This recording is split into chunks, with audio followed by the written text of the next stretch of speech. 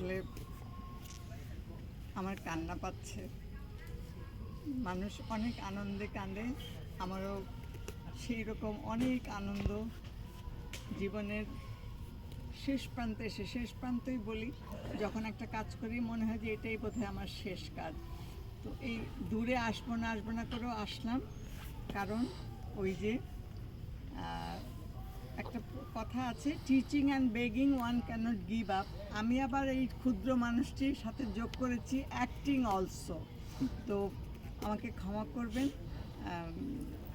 আমাকে এত বিশেষণে ভূষিত করা হলো। আসলে আমি জানি না আমি কতখানি করতে পারবো এই চরিত্রটি, কারণ এই চরিত্রটি একটা সাংঘাতিক একটা নাটকের, আমি বলবো যে এগিয়ে নিয়ে যাবার জন্যে যে মূল চালিকা এবং দ্বন্দ্বধর যে যাকে বলে, সেই রকম একটা কিছু। তো সেখানে আমি কতখানি দিতে পারবো, দোয়া করবেন যেন আমি সবার সে আশাটা পূরণ করতে পারি। হয়তো এটা আমার শেষ কাজ, এবং শেষ কাজটি সবাই ভালো করতে চায়। আমিও অনেক কাজের মাঝে এই কাজটি ভালো করতে চাই, সেটা যেন সেখানে যেন আমি সার্থক হই, সেটাই আমার জন্য দোয়া করবেন। আমি এমন একটা সুন্দর চরিত্র, কারণ এই ধরনের চরিত্র এখন নাটকে থাকে না, প্রয়োজনই হয় না।